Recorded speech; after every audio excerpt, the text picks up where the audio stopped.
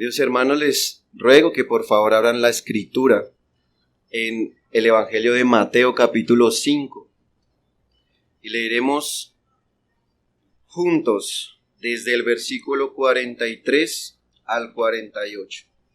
El Evangelio de Mateo capítulo 5 del 43 al 48.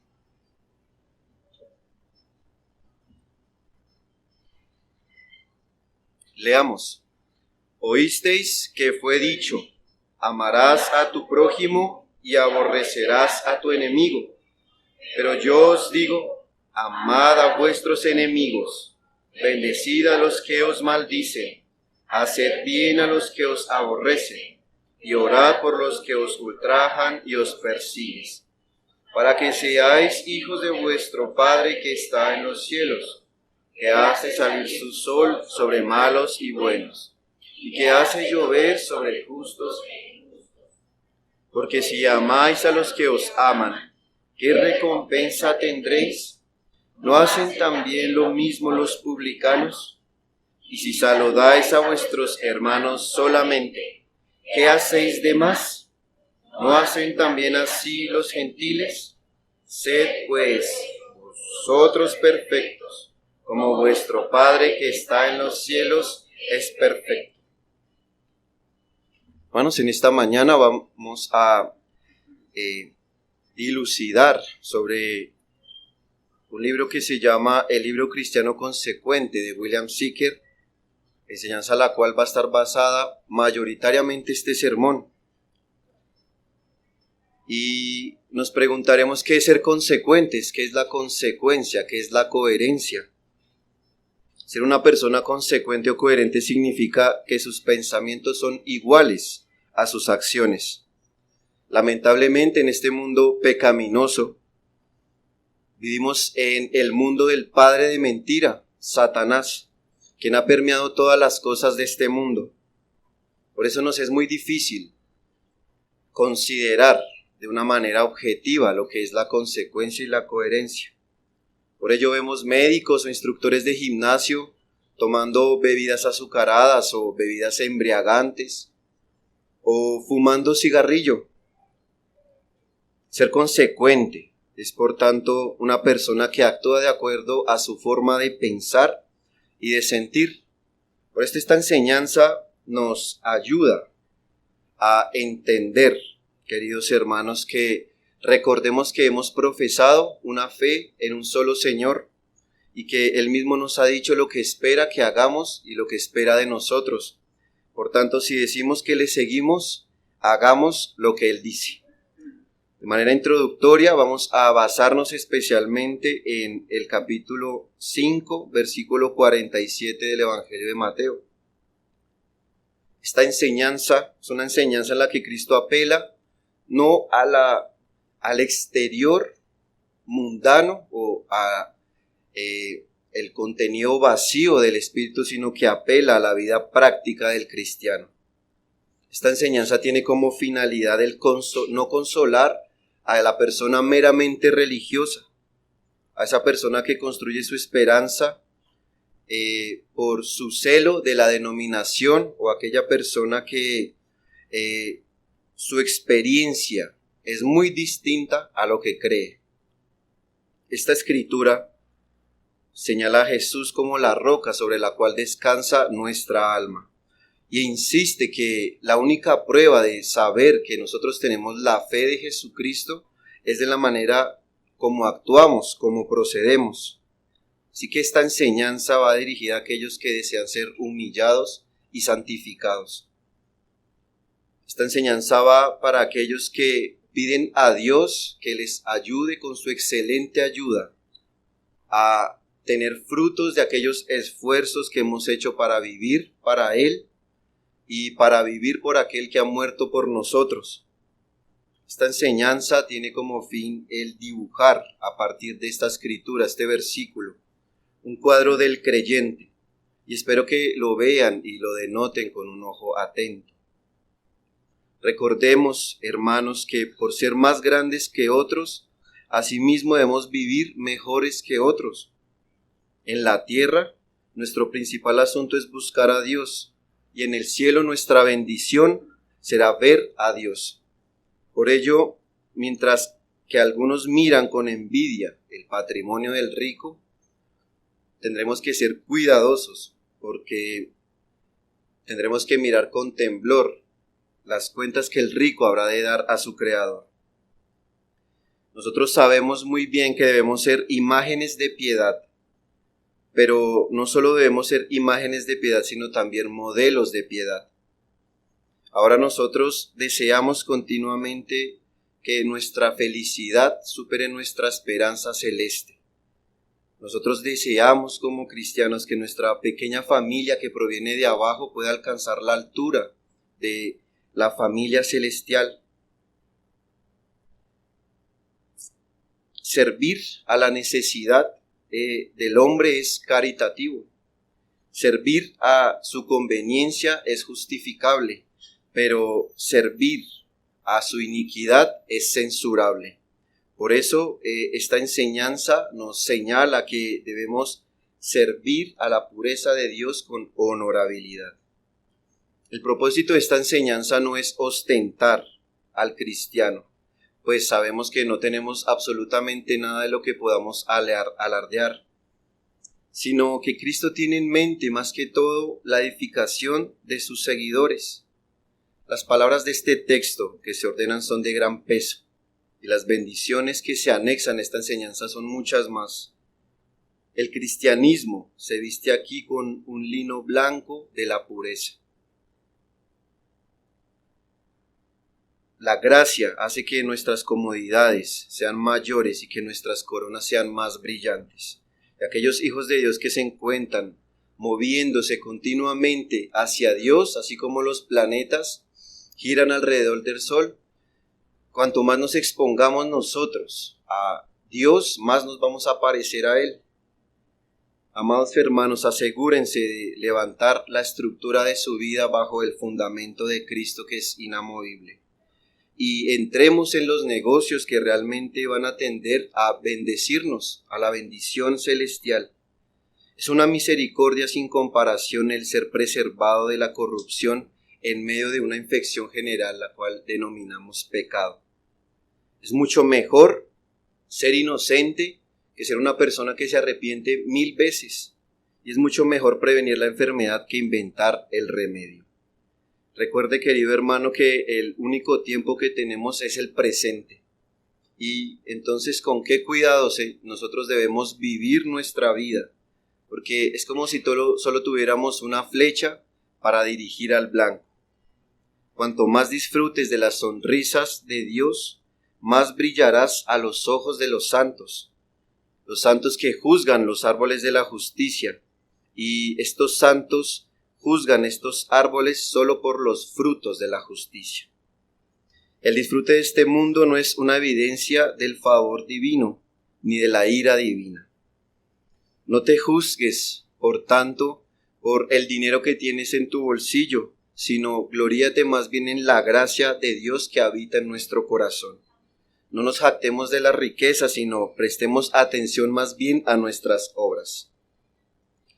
Si en esta vida la religión o la práctica de la religión es nuestra viña para trabajar, la eternidad entonces será nuestra cama cómoda para descansar. Toda gracia que se ejerza aquí en la tierra será glorificada en los aposentos celestiales.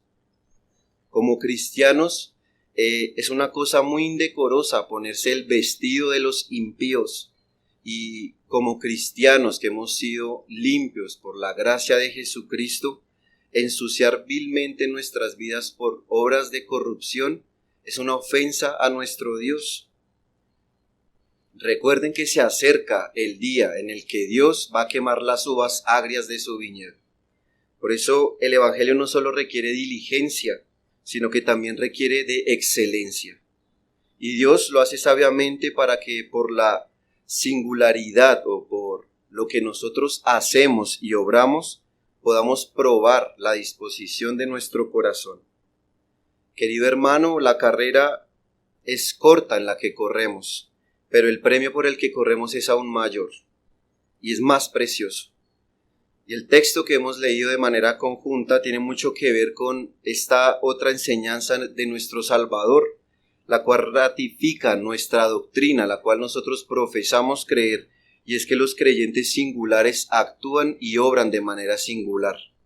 Le ruego por favor que abra su Biblia en el Evangelio de Mateo, capítulo 7, y vamos a leer desde los versículos 16 al 23.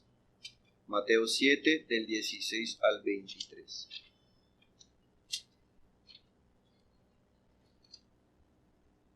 Dice nuestro Salvador: por sus frutos los conoceréis. ¿Acaso se recogen uvas de los espinos o higos de los abrojos? Así todo buen árbol da buenos frutos, pero el árbol malo da frutos malos. No puede el buen árbol dar malos frutos, ni el árbol malo dar frutos buenos. Todo árbol que no da buen fruto es cortado y echado al fuego.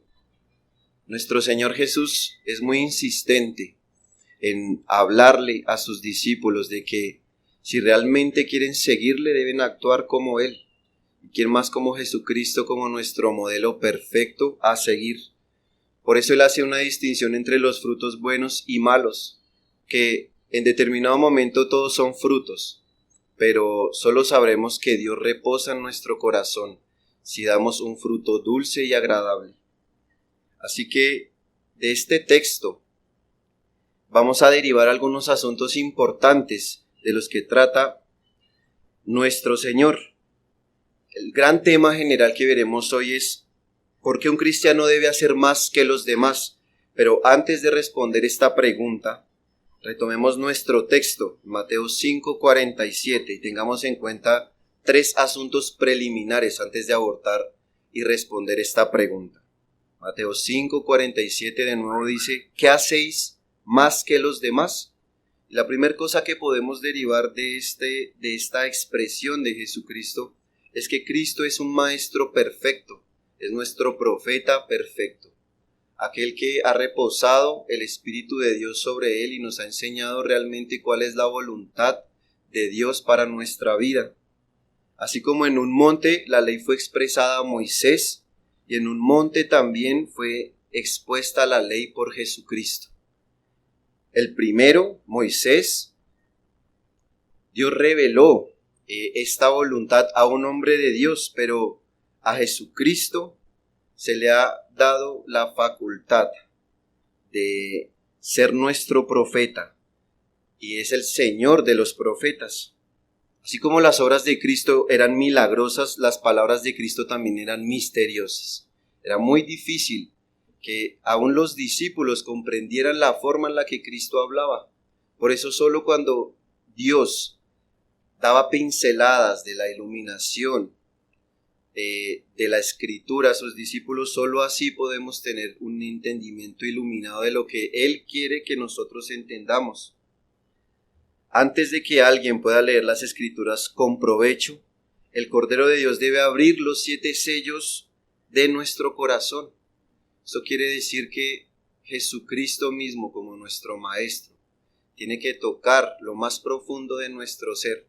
Y aquí Él se va a encargar no solo de maximizar las obras del creyente, sino que también va a atacar a nuestro corazón, porque de donde provienen todas las cosas que hacemos es nuestro corazón. Él debe revelarnos su propio corazón, pues si Dios no se acerca a nosotros, nosotros jamás nos vamos a poder acercar a Él. En el capítulo 5 del Evangelio de Mateo, el Salvador que justifica el alma de los pecadores condena a los fariseos, ya que ellos se justificaban a sí mismos. Los fariseos fueron hombres que se jactaron completamente de la ley, pero sabían mucho de la letra, pero sabían poco de su espíritu. Por eso Cristo los reprende, porque conocían mejor las costumbres de la naturaleza que los cánones de la Escritura. Dice Jesucristo en alguna enseñanza: ¿cómo van a ver los ciegos cuando los videntes, cuando los que deberían enseñarles son ciegos?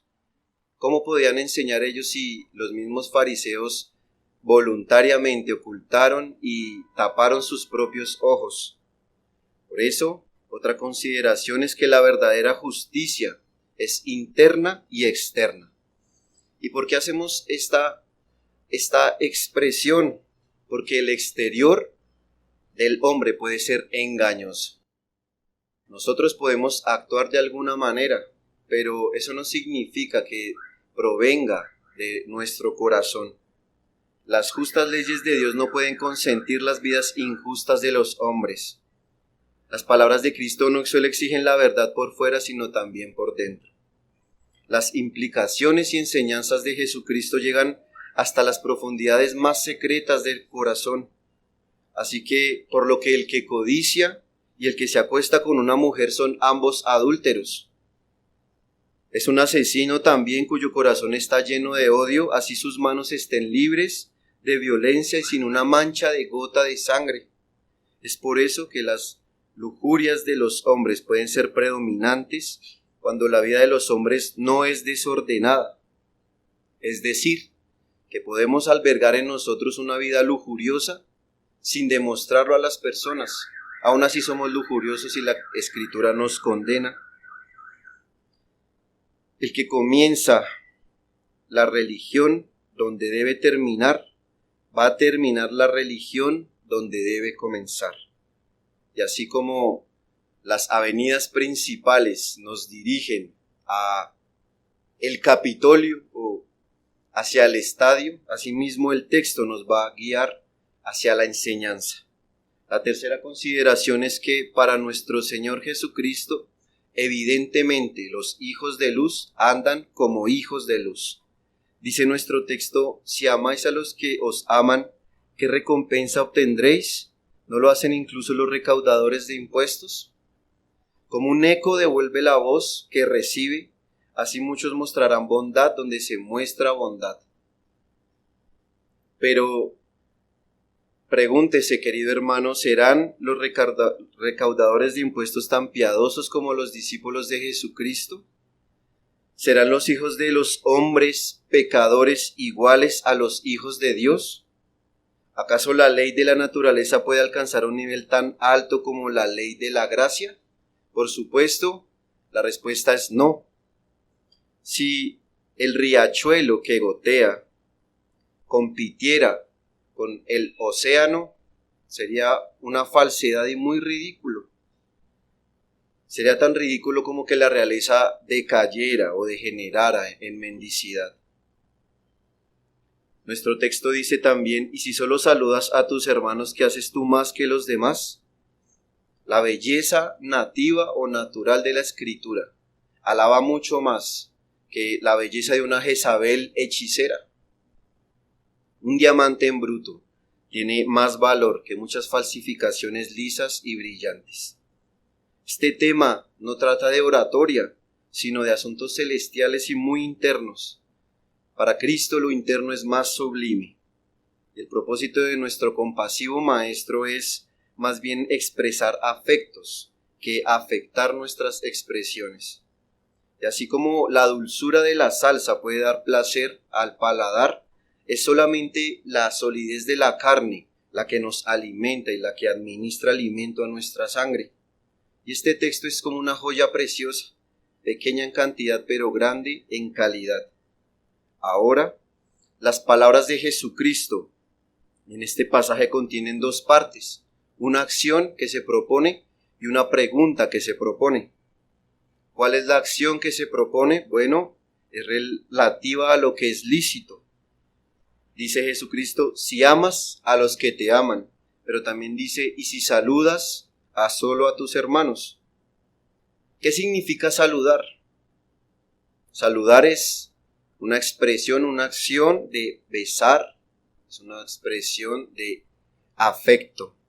Por tanto, lo que este versículo llama saludar también lo llama amar, porque el saludo es una prenda, una expresión de afecto, y es el desbordamiento del corazón en los labios. Hay un beso de sometimiento y obediencia, y ese es el beso del súbdito. Hay un beso de engaño, como el beso de Judas, ese es el beso del traidor, pero hay también un beso de ternura y afecto, y ese es el beso del hermano, del padre o de la madre.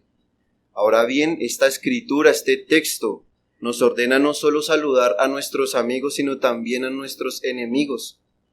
Esa estima partidista o el preferir a unos sobre otros es fruto evidentemente de una persona marchita. El saludar con o segregar o ¿cómo decirlo? El elegir a quienes amamos o no es más una acción de gente que habita en Sodoma y no de los árboles que habitan en Sión. Hay pues entonces un beso de piedad y de perdón, y ese es el beso del cristiano. Pero lo siguiente que se denota también en este texto es una pregunta. Y la pregunta es, ¿qué haces tú más que los demás? Aquí Cristo nos pregunta qué cosa grande o qué cosa singular o particular o especial haces. La doctrina que se desprende de este principio dado por Jesucristo es la siguiente y es el fundamento por el cual vamos a realizar esta explicación, y es que los cristianos singulares realizan acciones singulares. Y este es el pozo donde vamos a sacar las aguas de la bendición de Dios. Ese es el fundamento por el cual vamos a levantar esta estructura. No podemos imaginar de una manera racional que recibiremos aguas amargas donde el manantial es dulce, o que no podemos pensar que el mismo arquitecto del universo va a construir un muro torcido o una valla que va a tambalear. Aquellos que recojan perlas de este texto también van a dejar un gran testimonio a los demás. Así como los discípulos de Jesucristo son más que otros, los discípulos de Cristo deben hacer más que otros. Un hipócrita religioso puede ir más allá de un sodomita, pero un verdadero cristiano va más allá de ambos. Aunque los muertos naturales no pueden hacer nada, los muertos espirituales pueden hacer algo. ¿Y qué pueden hacer? Ellos pueden hacer uso de los medios de vida que Dios en su gracia común ha otorgado. Pero es lamentable que nosotros, como cristianos, vivamos tanto tiempo en el mundo y hagamos tan poco por Dios. Y es muy lastimero, o es triste que vivamos tan poco tiempo en el mundo y hagamos tanto por Satanás. Las demás escrituras no están más por debajo de un pecador que un santo por encima de un pecador. El hombre es la excelencia de la criatura. El santo es la excelencia del hombre. Y la gracia es la excelencia del santo. Pero la gloria es la excelencia de la gracia de Dios. Los creyentes somos entre las demás personas como Saúl entre los israelitas, que eran más altos por la cabeza y los hombros. Podremos preguntarnos entonces, ¿qué son esos arbustos de la tierra comparados con los cedros celestiales? Estos árboles, esos árboles que tienen sus ramas superiores de esperanza en el cielo, tendrán también sus ramas inferiores de actividad en la tierra. ¿Qué quiere decir? Que si nosotros vivimos como si estuviéramos en el cielo, también vamos a echar raíces aquí en la tierra, pero son raíces santas. Los que esperan un cielo preparado vivirán como si ya estuvieran en el cielo. Como último asunto preliminar, podemos ver también que en la Escritura podemos ver ejemplos de hombres verdaderamente justos. Si bien es cierto que ningún hombre es justo, sino solo por la gracia de Dios, la gracia de Dios también ha afectado la vida de los hombres y ha hecho que algunos hombres de la fe puedan ser ejemplos de vida y que pueda ser bendecida la palabra de Dios, porque por sus frutos los conoceréis. La gracia no solo hace al hombre más hombre, sino que también lo hace más que un hombre. Los cristianos primitivos eran los mejores hombres. Ninguno era más humilde que otro, pero tampoco era ninguno más encantador que otro en su forma de vivir. Así como Noé que era un hombre justo y perfecto en su generación. No era un pecador entre los santos, sino que era un santo entre los pecadores. Aunque una vez Noé probablemente actuó como lo hacen los hijos de los hombres, él fue contado como los hijos de Dios. Un campo de trigo puede ser bueno y sin embargo puede tener mala hierba. El pecado está en él y ese es el lamento del cristiano, pero el consuelo del cristiano es que su alma no está en el pecado. Observemos cómo nuestro Salvador, sin mancha, sin mácula, se gloría en uno de estos santos singulares. Dice: y el Señor dijo a Satanás: ¿has considerado a mi siervo Job, que hay en él de considerable? No hay ninguno como él en la tierra. Y aunque no había ninguno en el cielo tan malo como Job, no había ninguno en la tierra tan bueno como Job. Era un hombre tan semejante a Dios que no había otro como él. Una vez, una persona bondadosa, al oír hasta dónde podría llegar una persona hipócrita, dijo: dejen al hombre hipócrita hacer hasta donde esté bien, y a partir de eso yo haré más que él. Un verdadero cristiano no solo hace más de lo que los otros van a hacer, sino que también hace más de lo que otros puedan hacer. Todo lo que no está por encima de la cima de la naturaleza está por debajo del fondo de la gracia. Hay algunos que fingen creer pero no trabajan, y hay otros que trabajan pero no creen. Pero un santo hace ambas cosas: trabaja y cree.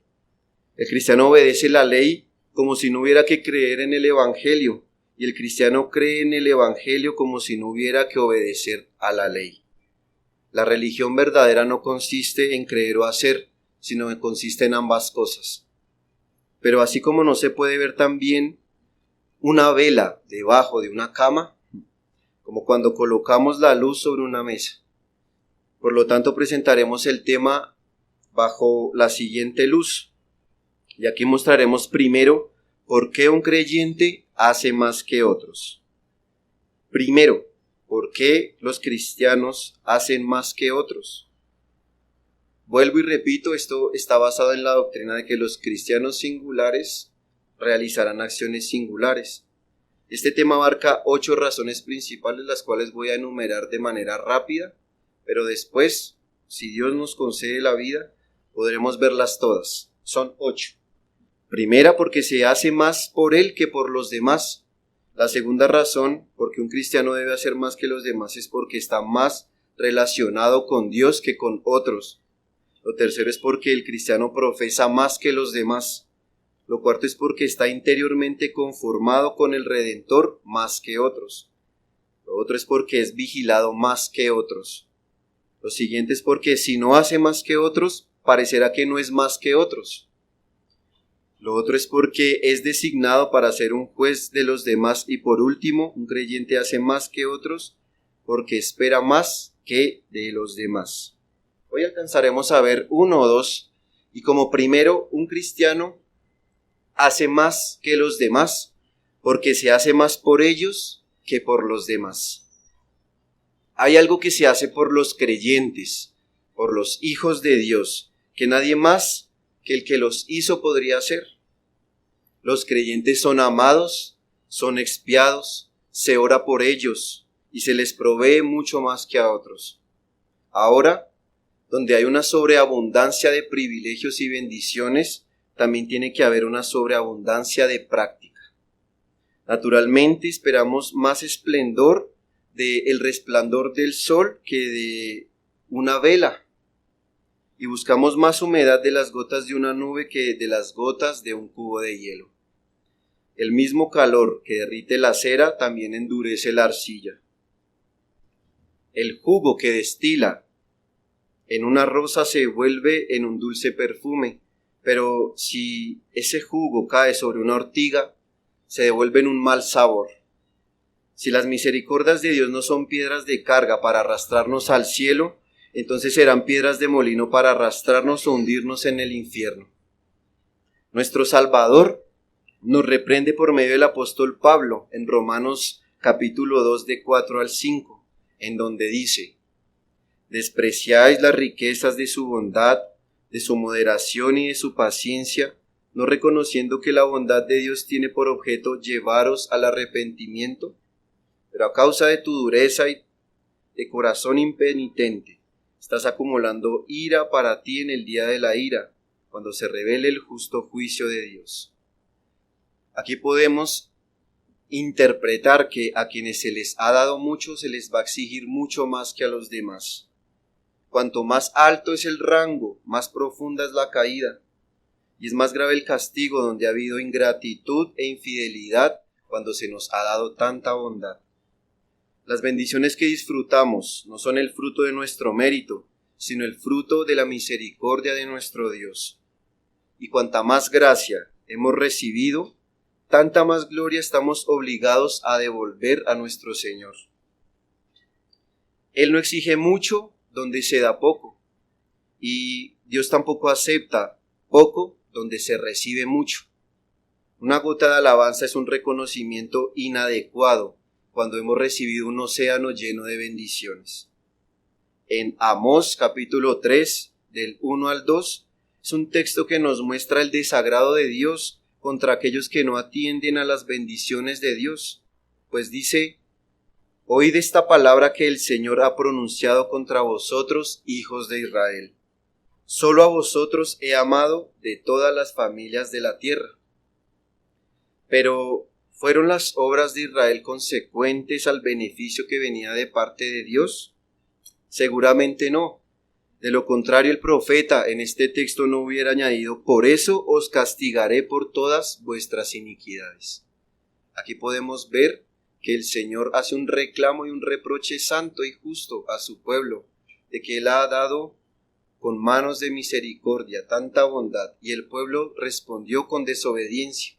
Por eso debemos tener cuidado, porque Dios no se va a cruzar de brazos cuando ve la muestra de nuestra ingratitud, sino que nos va a destruir si no andamos conforme a su gracia. El reproche de Dios proviene porque el pueblo de Dios fue más amado por Dios que los demás pueblos de la tierra. Por lo tanto, ellos debían haberle reconocido y amado más que otros. Nosotros los cristianos que hemos probado la bondad de Dios, no podemos hablar lo suficientemente bien de Dios. La razón enseña que los que deben bendecir más son los que han sido más bendecidos. ¿Qué son los hombres carnales comparados con los hombres cristianos? El poder de Dios se manifiesta en la formación del hombre carnal, pero la gracia de Dios brilla de manera muy ilustre y hermosa cuando transforma al hombre cristiano. Y en la creación, Dios ha dado los productos de la tierra para nuestros cuerpos, pero en la redención Él se ha dado a sí mismo para nuestras almas. Así, es un favor mayor ser convertido que ser creado, porque es maldito todo aquel que ha sido creado y no es un nuevo ser. Cuando estábamos, recordemos, queridos hermanos, navegando hacia el mar de la destrucción, el Señor Jesús tuvo compasión de nuestras almas. Y por eso es muy importante que nosotros atendamos a la enseñanza del contentamiento, porque fruto de la ingratitud es un corazón brioso, ingrato de saber que Jesucristo ha cambiado nuestro rumbo de la perdición. Cuán agradecidos debemos ser con Jesús, porque Él respondió cuando no le llamamos, porque Él nos encontró cuando nosotros no le buscamos. Cuando nosotros yacíamos en la sangre de nuestra transgresión, entonces Dios nos miró y nos contempló con los afectos de su compasión. Su corazón se compadeció de nosotros y nos ayudó. Ahora, entonces, donde hay una misericordia tan distinta y especial, también debe haber un deber y un accionar distinto. Leamos por favor en Isaías capítulo 5 del 1 al 7, una queja que hace el gran jardinero, es decir, nuestro Señor, sobre la viña que Él hizo. Es decir, aquí Dios en este texto está hablando a Israel como si ellos fueran una viña, la viña que él mismo ha plantado. Dice el texto: mi amado tiene una viña en una colina rica y fértil, ha arado la tierra, ha limpiado sus piedras, la ha plantado con vides selectas. Aquí se nos expone un inventario de la bondad de Dios con su viña, pero ¿qué dice el texto más adelante? Dios esperó una cosecha de uvas dulces, pero las uvas que crecieron eran silvestres y agrias. Dios buscaba que su pueblo fuera mejor que los demás, porque había sido mejor para ellos que para los demás. Dios los había hecho flores de su paraíso, mientras que otros pueblos habían sido como la cizaña del desierto de Satanás. Mientras que otros eran el camino de Satanás, el pueblo de Israel era el jardín cerrado elegido por Dios. Recordemos que Dios nos ha hecho gemas para su corona, mientras que otros han sido destinados como estrado o como tapete de los pies de Dios. Y es un gran misterio en el cual debemos meditar con mucha frecuencia.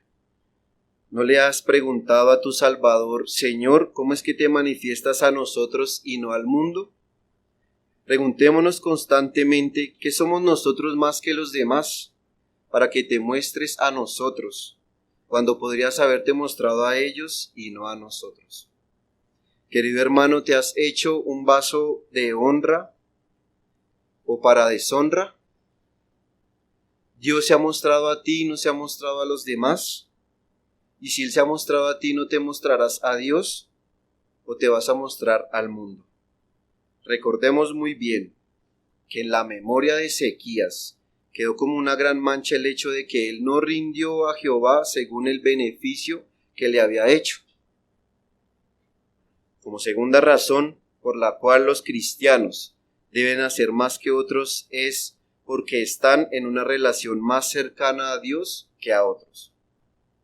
Cuanto más cercana es la relación, más fuertes son los lazos de afecto y de obligación. Y desde este punto de vista, los creyentes en la tierra son superiores a los ángeles del cielo, porque Cristo está relacionado con los ángeles como un amo a sus siervos, pero Cristo está aún unido a los creyentes como una cabeza sobre sus miembros. Y en esta cabeza no hay ojos llenos de lamento o de tristeza.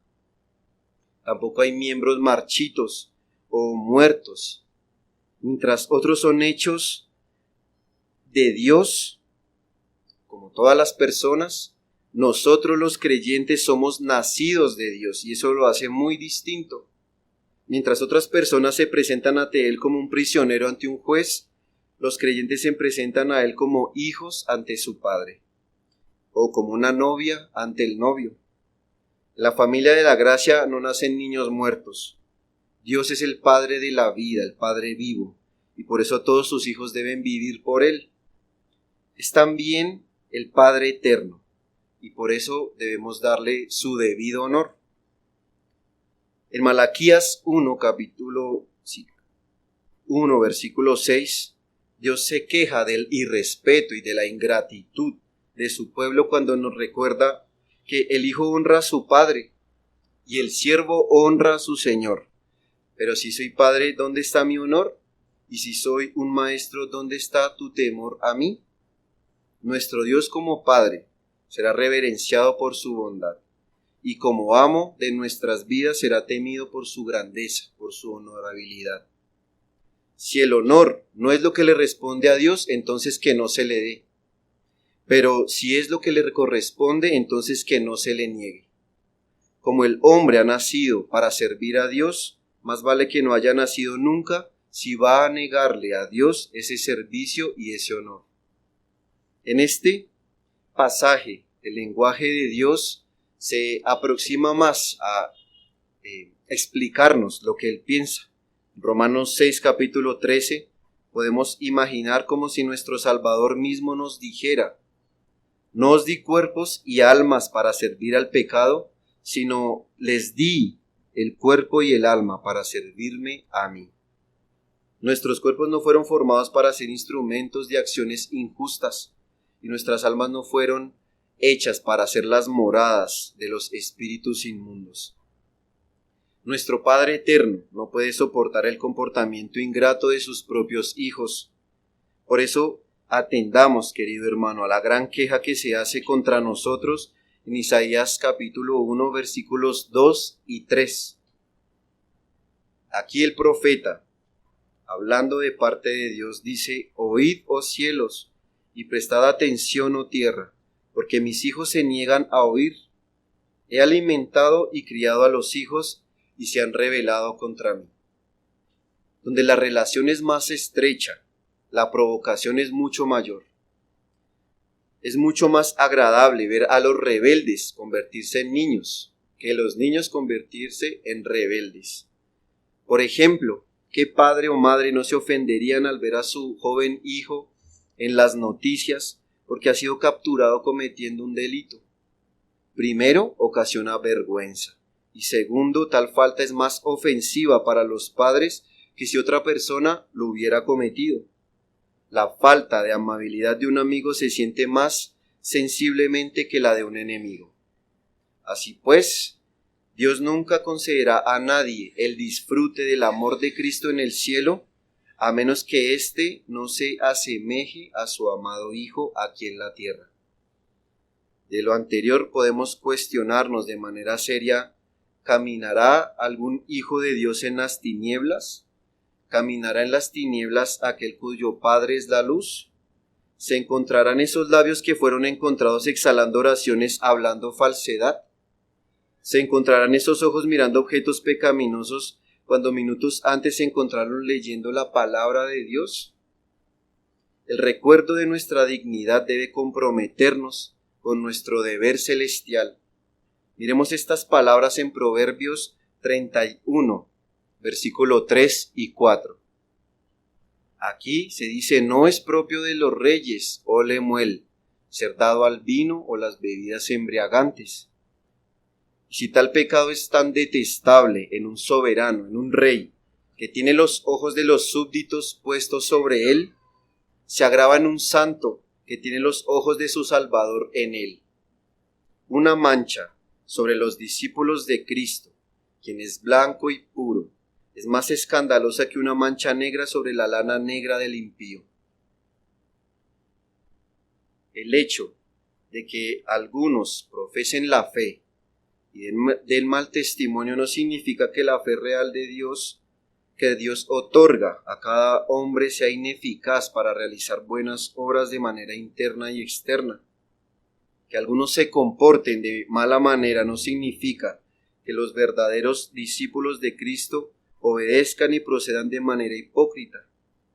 Recordemos, querido hermano, que Cristo es nuestro Señor y por tanto lo que hagamos con nuestras manos, lo que digamos con nuestra boca, debe revelar que Jesucristo es nuestro Maestro y no nuestro enemigo y nuestro juez.